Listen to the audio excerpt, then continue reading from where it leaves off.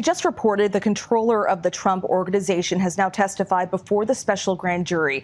If Jeff McConney is cooperating, that is really bad news potentially for Weisselberg and for the Trump organization and other individuals, up to and including maybe the former president.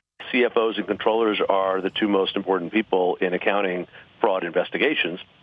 But maybe more importantly, if Weisselberg is the current target, then presumably he's had many conversations with the controller, who I believe is an accountant. It would be unusual to put somebody like McConney into the state grand jury where he would be given immunity for, as soon as he testifies automatically, if they didn't think that he had something useful. In other words, Manhattan may have found their insider. Manhattan may have found their insider. Oof. Imagine what Donald Trump must be thinking about the criminal investigation now. Hello, everybody. I'm David Shuster, and thanks for watching. Legal sources in New York confirmed that Trump comptroller Jeffrey McConney testified recently to the grand jury about accounting and finance issues in the Trump organization. McConney has worked for Donald Trump for more than 35 years, and lawyers say he initially refused to testify, so prosecutors gave him immunity, forcing McConney to answer questions at the grand jury or be jailed for contempt. The arrangement could help McConney in that he can now look Donald Trump in the eye and say, look, I didn't testify against you voluntarily.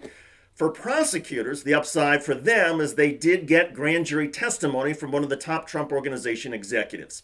Under the deal, prosecutors were not able to interview McConney in advance or know what he would say. However, prosecutors are sometimes willing to make this arrangement if they already have a strong paper trail of evidence and think they have a potential witness cornered. And in the case of the Trump organization, the Manhattan DA has been pouring through millions of pages of tax returns, documents, and financial records for several months.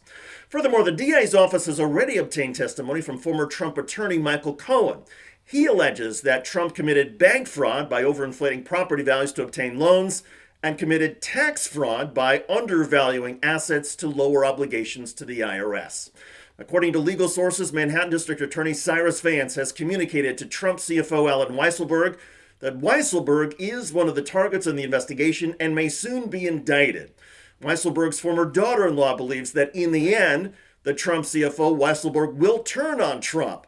However, prosecutors are not willing to grant Weisselberg immunity or give him the same arrangement they gave comptroller Jeffrey McConney. As the Manhattan DA tightens the screws, Trump family members are lashing out. Every single day, my family is attacked, and they look for any comma that's out of place, and the prosecutorial misconduct in this country is out of control. Donald Trump has sort of, the Trump derangement syndrome has brought out the worst in all of the other side, but it is unprecedented. And again, it's going on in America today. And I think what people have to understand, if you can go after a former president, target them for years, imagine what they could do to the regular person. Yeah, because the Trump family, they are just like you and me. I am certain that is not what Jeffrey McConney testified to the grand jury.